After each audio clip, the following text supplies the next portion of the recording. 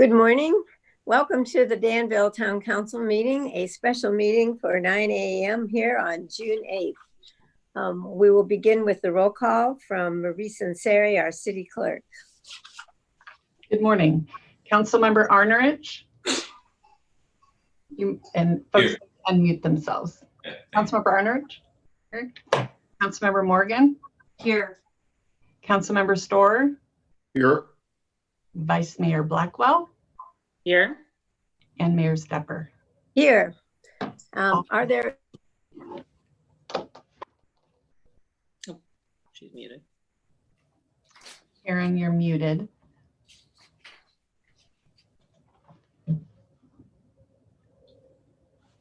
Karen, you're muted. Unmute. Thank you. All right, so I'll try that again. I apologize for being muted. We do not have any special announcements, and so we will go right to our administrative staff report with respect to street closures. We have 5 comments from the public, which we will read shortly, but first we will go through the staff presentation. So I will turn it over to Marie Sinceri. And I believe Jill Bergman is going to start us off. Welcome, Jill. Thank you. Thank you, Mayor Stepper and members of the council. We're excited to be back before you today. Last week, we provided the town council with an update on our economic development business outreach activities. And one of the things that we mentioned was the launch of our temporary dining permits for our restaurants to be able to expand into areas that were outside of their restaurant to try and capture some of the seating that's required per requirements for social distancing from the health department as businesses begin to reopen. The permit goal would be able to expand areas and allow for outdoor dining at this time.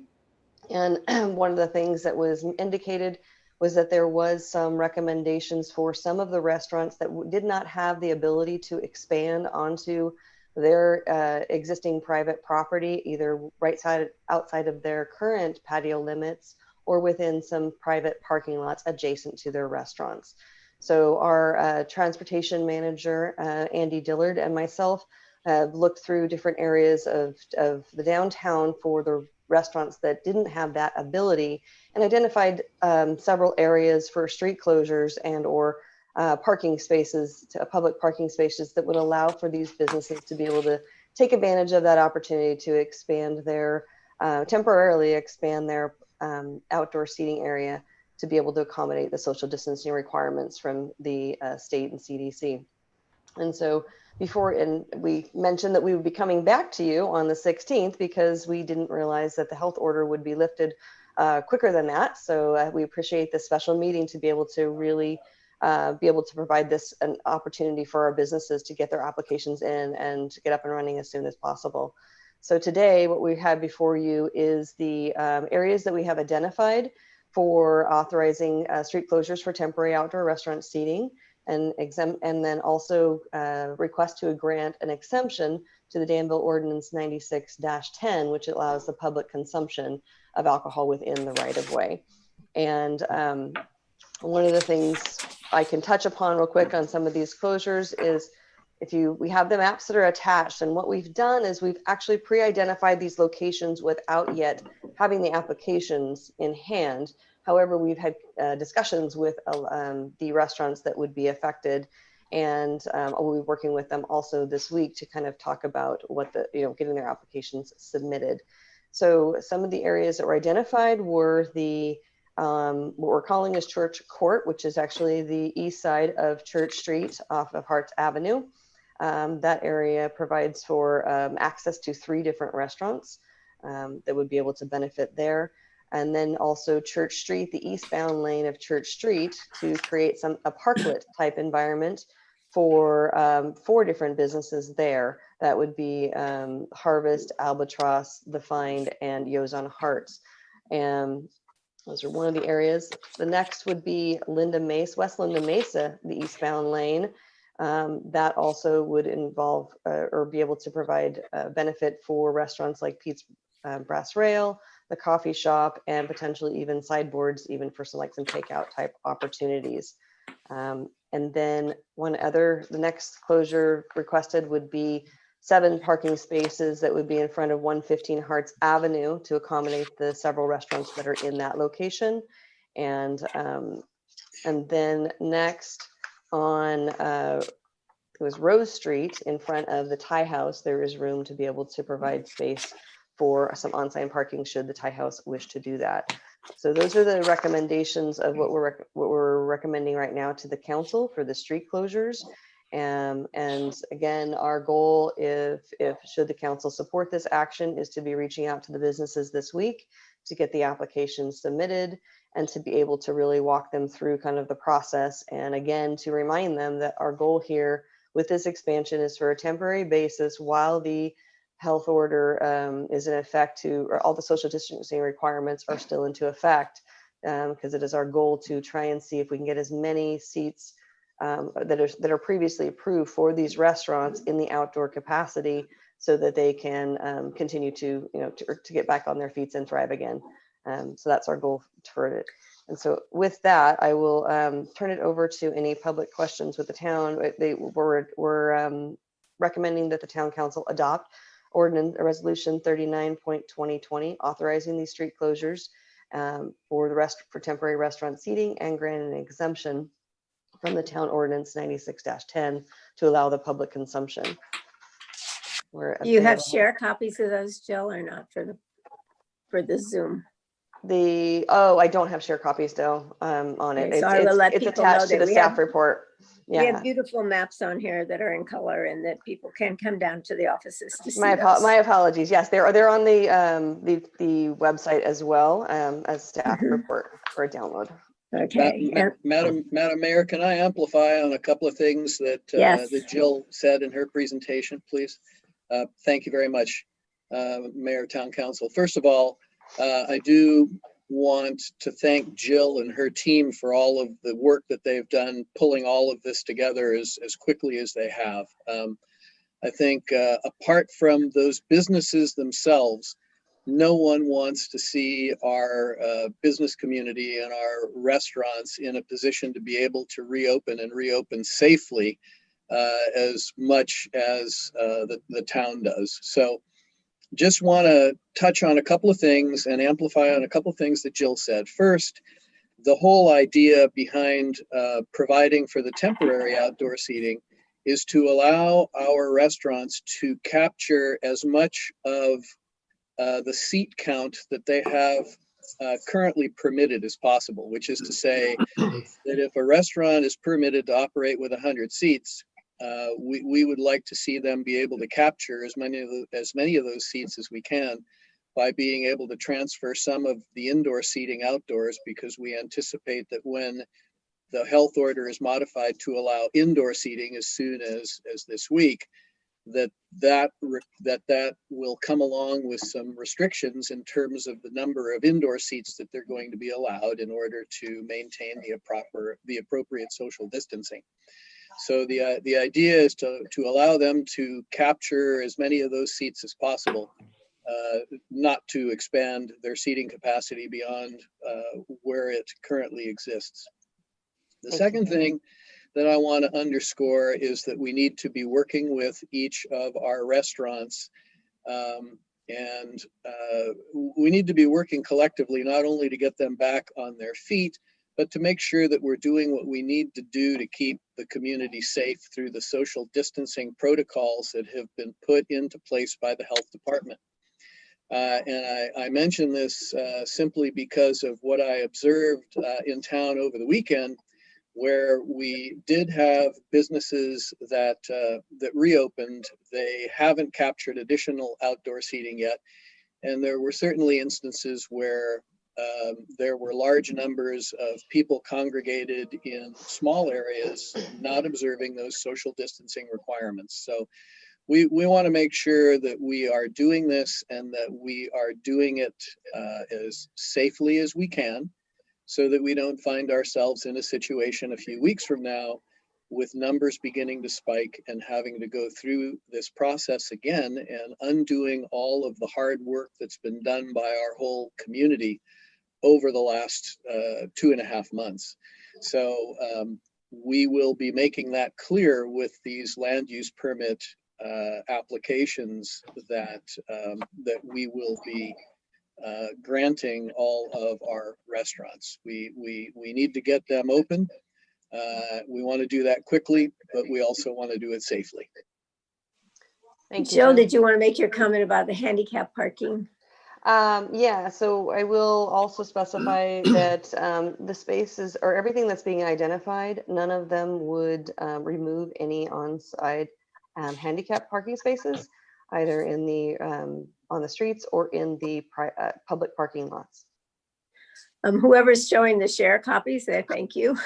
Yeah, that's Noel. Thank you very much. And yeah, just Okay. also add on to Joe's comment, the application that was created definitely specifies criteria and conditions of approval. And based on what occurred this weekend, we want to make sure that we are definitely reiterating to all of our restaurants the importance of maintaining that, adhering to So do we everything. have any questions from the council about that information? And then we'll get the 5 comments that were sent in. Robert Storr. Great, thank you. Jill, excellent work. Excellent work to you and your team. And thank you for bringing this to us so quickly.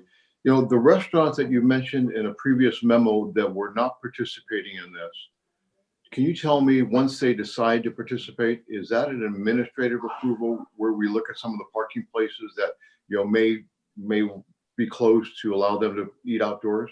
Or is that coming back to the council? Let me clarify this. So we took a different approach. Instead of having everyone submit their applications, which could delay the process to get it in front of you, we wanted to get it in front of you now, the areas that we've identified as being successful and appropriate for the restaurants that need to be served. And then our goal now is to start working with those restaurants to get their applications in. This weekend, we did see an application from the Vine and from Harvest, and we're expecting to see applications from Albatross and Costa Hermanas for Linda Mesa. But again, that's all predicated upon these street closures being authorized and approved by the town council today. But our goal then is now, after today, if everything is successful, to go back and reach out to these restaurants and let them know what we've done and how we're here to help them. And then which areas would Yo's actually use? Is that the closure of church, or are they doing something in front of their buildings? I don't see No, that. they would be able to use church. They have like the alleyway that cuts back through behind their restaurant to that area. So we would want to be able to provide, almost like when you're in Europe and you have different sections in these courtyards, make almost that whole Linda Mesa, those whole street, different sections for the restaurants. Great. Okay. Excellent. Thank you. Renee Morgan and then Newell. Good morning, Jill. Thank you so much for all your hard work, and Andy as well. I really appreciate it. And I know that I've had the opportunity to speak with you this morning, or actually on Saturday morning, because of all of the people that were out and about. So just a couple questions. Have we had the opportunity, because we're usually closing streets down just for a day at a time, and this it could go on for 3 months. Have we had the opportunity to reach out to emergency services such as fire protection and the police to find out, in the case of an emergency, alternate plans for those areas? For the areas being proposed? Right. No, we have not. But in looking at it from an internal standpoint, I mean, we're pretty comfortable that there's still accessibility for accessing all these areas based on the necessary need of the 150-foot rule that the fire district has for hoses. So we're okay with that, and there is an ability that if anyone needs to get into it, they can get into these areas, since it's not closing off the streets 100% like in a long length. Okay, so just at a logistics standpoint, and I know that we don't usually work on logistics, we're just working on the street closure, but will they be setting up like barriers, or what are they going to do to prevent people from, moving in and out of those areas? Well, we actually will be the ones providing the barriers for that reason. We want to make sure that they're going to be safe and durable and reliable. And so we have looked into purchasing barricades, and we can have them here by tomorrow to be able to provide that. And they're just a little bit more substantial, some round, kind of like the sand barrels you get to be at key areas for vehiculars, and then looking at the heavier metal ones that kind of look like bike racks, to be able to help delineate some of the outdoor seating areas for the ones that are in the street. Our transportation manager has did a lot of research and found ones that we feels is safe for these areas. Great, great. And then just one real quick question. Pezda and the Pear and Manjami, what areas, I know that there's Pete's down there, Brass Rail. What area are they utilizing, or are they just utilizing their own patio? Yeah, so we've identified parking spaces in the Clock Tower Municipal Parking Lot, which are directly behind Pears and the Pear, that they could potentially expand to. They currently say they're going to start off with their courtyard first and kind of in that front area, but they definitely appreciated that ability. And then Manjiami, right outside of their front entrance, which is kind of right off of the Front Street parking lot, there's a bank of 6 or 7 parking spaces that are pretty protected that could easily be closed off, and then it would provide easy access for them to be able to serve out there as well. Wonderful. Great work on this. Thank you so much, Jill. Sure. Newell. Great, thank you. I'm just going to share this for a second because I have a question. Jill, also I echo everything that everybody said. Nice to see us being proactive and trying to help as we see that county health officer is not going to allow indoor dining till July 1st. So this is pretty crucial, most immediate. I think all these areas are great. I think the way of doing it, but if you can see the cursor here in front of Yo's on Hearts, any reason we can't go ahead and include 3 parking places here and then off, it's off the diagram, but in front of Norm's place and in front of Kicking Mule, take those parking places between those 2 businesses if they want to do it. Yeah. And also, even though we have a opportunity for Manjami in the back, their presence, once they lease that front building, that is their entry now. It's not in the back. That's the street side presence. That's the one people know. They have only 2 parking places, maybe 2.5 in front of their building right here. You can see this white van and that. It's like those spaces there. Any reason we can't go ahead and do it? And if they want to, they can come in and do it. But taking up those spaces would really benefit those. Even though Yo's, for example, could walk down the alleyway, they do have some outdoor dining. It's only about 6 tables, I think it is, on the side over here. Mm-hmm. It would make sense that if they were going to expand, it also advertises the restaurant. It shows the activity. Having Yo's over on Church Street, it's disconnected. It just doesn't have that, the bar, everything is inside. Yeah. Any reason in 1, 2, those 3 locations, we can't take those parking places? Yeah, well, let me step back to your first one about Kick and Mule and Norms. A lot of the spaces now, kind of, with this being a little bit separate, we really, as I mentioned last week, we identified about 85% of the restaurants that could utilize their private parking spaces. And those 2 restaurants do have the ability to utilize their back private space parking area. And they actually have done so in the past through temporary use permits for kind of, outdoor events, and it's been very successful for them. So we identified that as a greater ability for them to get a larger patio than on Hearts. So the struggles we had with looking at Hearts Avenue is a couple things when it comes to social distancing. Because of the width of the parallel parking spaces and the dimensions, even if you had like 2 spaces in front of each one, you're maybe going to get 3 seats and then 3 2-tops. And then from there, because of social distancing, then you have the other added impact of it being adjacent to the sidewalk and social distancing for pedestrians being able to walk back and forth. So we didn't recommend parklets on Hearts Avenue for that reason. We were trying to look for opportunities that would give them greater value and have a little bit more space than that. So that's why we didn't choose that, especially for Norms and Kick and Mule, because they had the ability to expand pretty substantially in that back parking lot. Yeah, and I think those are all great reasons. I would really like to suggest, though, let's let them make that decision, even if they only have 3 2s there, 2 tops. It just adds to the festive approach. It adds to that, and particularly in those 2 restaurants, Kicking Mule and Norm's Place. The backside, their trash is out there. It takes a lot of effort. It takes a lot of things to kind of make that happen, and it's out of sight, out of mind. I would recommend to the council that we go ahead and add those 3 areas. It's just an option. If they want to do it, great. It's very limited, but I think it has an advertising value, a presence value that's worth a lot, even though the value of the actual tables is probably low, as you pointed out, because of the narrowness. Otherwise, I think these are all great, fantastic. Okay. Last question is,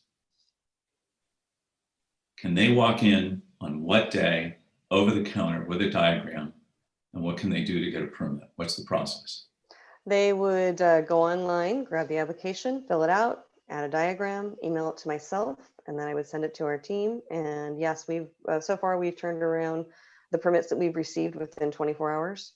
So that's kind of our goal, is to get them Okay. as quick as possible, provided that they try and really do a good job illustrating what it is that we need to see. And if there's any help any of us can do, I'd volunteer if they need diagrams. Anything you can do to get this done in 24 hours. Thank you for that.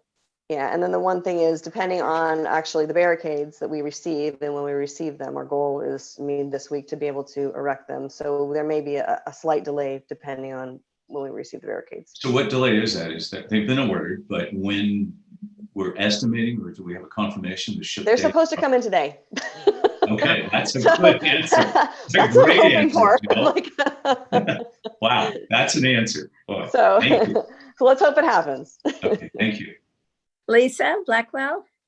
Thank you, Mayor Stepper. Jill and Andy, thank you so much for this fast turnaround. I ran into Andy walking downtown, and I could tell he was scurrying end of last week, so I knew something might have been up, but it was a super fast turnaround. And most restaurants did open on Friday night and did their best to social distance, because I walked around to see, and it was a lot of waiting lists, so people did come. I do agree with the Harts Avenue. I don't know exactly how to do it, but I also think of Revel. I don't know exactly what they're going to do, because they have a pretty small patio. I mean, I know they have the one in the back, but I can tell you. Oh, good. Okay. Okay. Yeah, they actually received a permit. They were one of our people who already received a permit, and they received it for the side area as well as for 6 spaces in the back.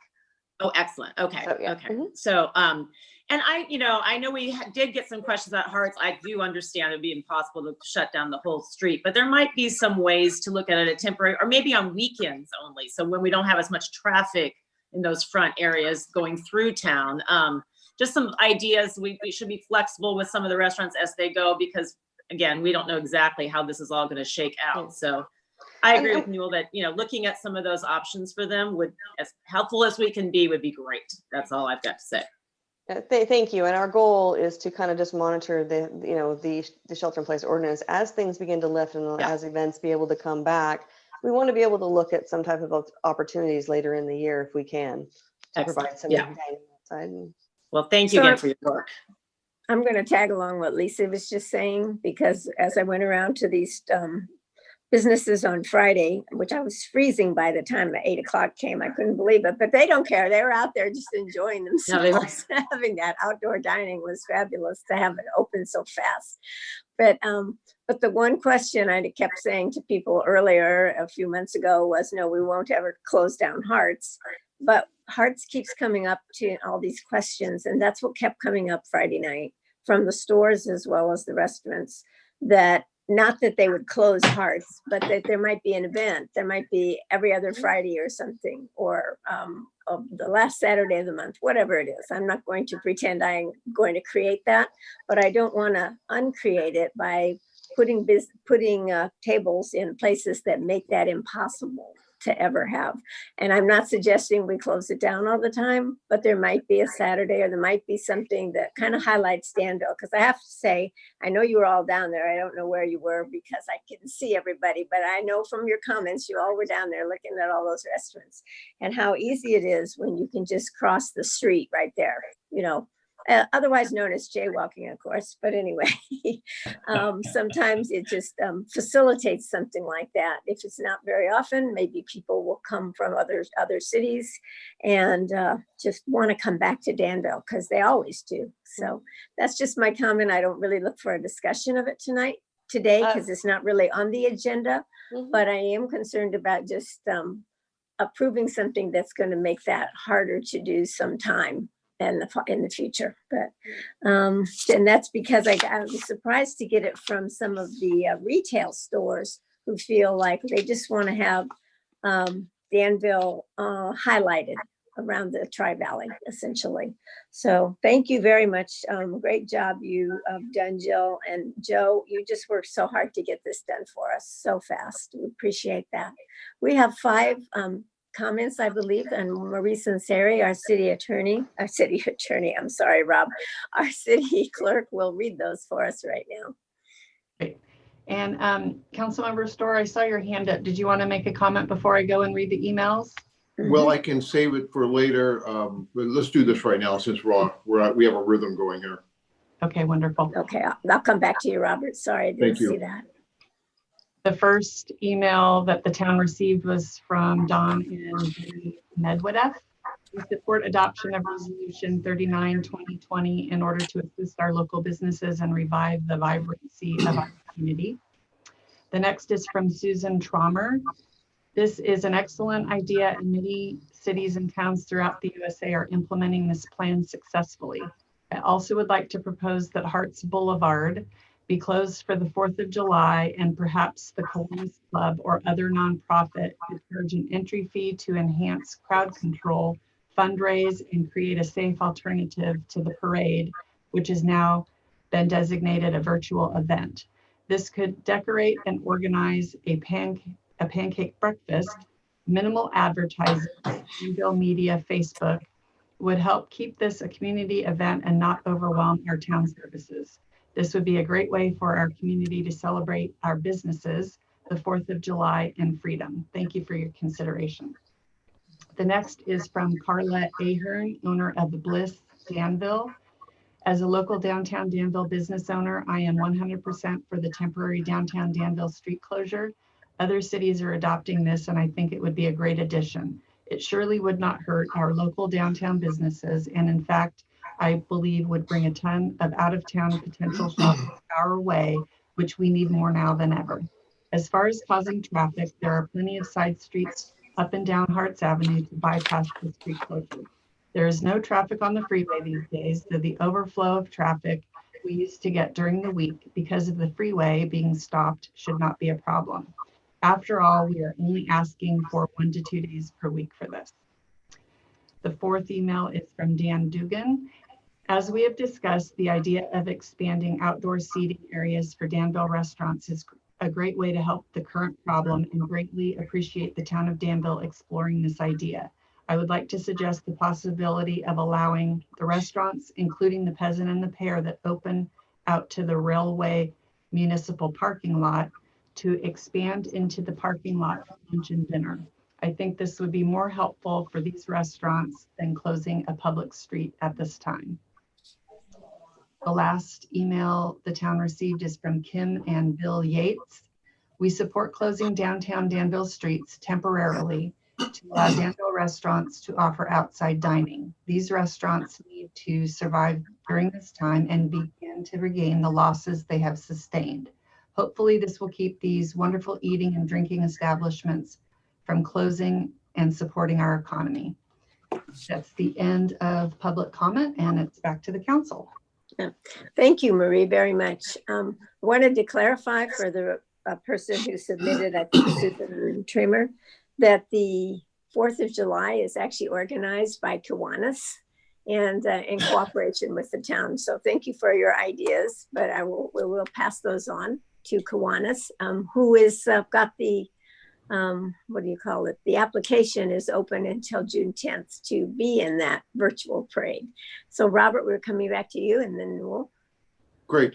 Just to piggyback on Newell's and Lisa's comments, I think the idea of looking at some of these smaller little restaurants like Norm's, like the Kicking Mule, you almost have to throw Chipotle in there as well, in that little sushi restaurant that's in the Trader Joe's parking lot, because we're going to need some parking places sort of cordoned off there as well for some of those restaurants.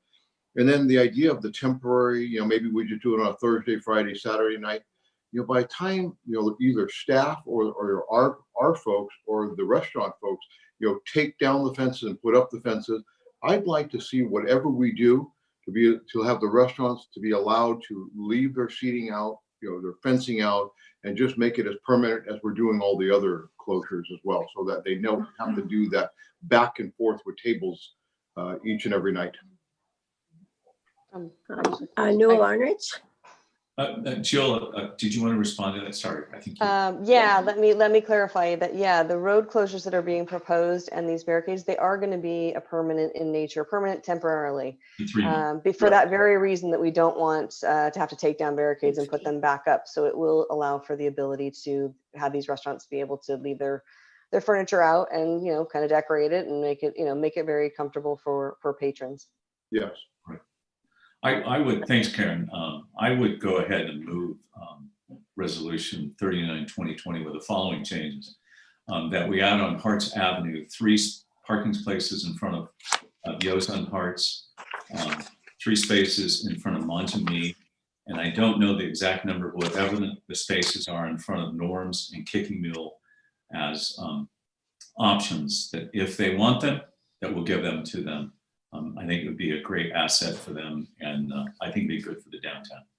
So Happy to Newell, second may I that. just Newell, may I clarify? So you're saying at this point in time, if they request those spaces, that we're able to do that and keep them as a permanent space? If not, we will not do it, correct? Yeah, we may. The motion is to pre-approve those sites. We would not put barriers up in those locations unless they ask for it. Right. That's what I was asking for your clarification, and I'd like to go ahead and second that. Okay. Are there any other comments from the council? Okay, so it's been moved and seconded that we consider the adoption of resolution 39/2020. I think Marie, you'll want to read that with the changes in there. Marie Sansari, our city clerk. I'll take a roll call vote for adoption of resolution number 39-2020 with the modification for 3 parking spaces at on Harts and 3 parking spaces at Monjami, with an option to pre-approve upon request spaces in front of Norm's and Kicking Mule. And I will take a roll call vote. Councilmember Arnrich. Yes. Councilmember Morgan. Yes. Councilmember Storr. This is like a dream come true. Yes. Vice Mayor Blackwell. Yes, yes, for sure. Mayor Stepper. Yes. The resolution passes unanimously. All right. Thank you all so much for the special meeting. Our restaurants are going to be super excited today. Thank you, Jill. I think they were super excited because you made that possible Friday, and they knew that. So thank you to all of the staff that worked so hard on this. And now we come to adjournment. So we invite you all to our meeting tomorrow, our budget meeting at 9 o'clock at the community center. Okay, thank you very much. This meeting is hereby adjourned. Great. Good to see you guys. Thank you. See you tomorrow.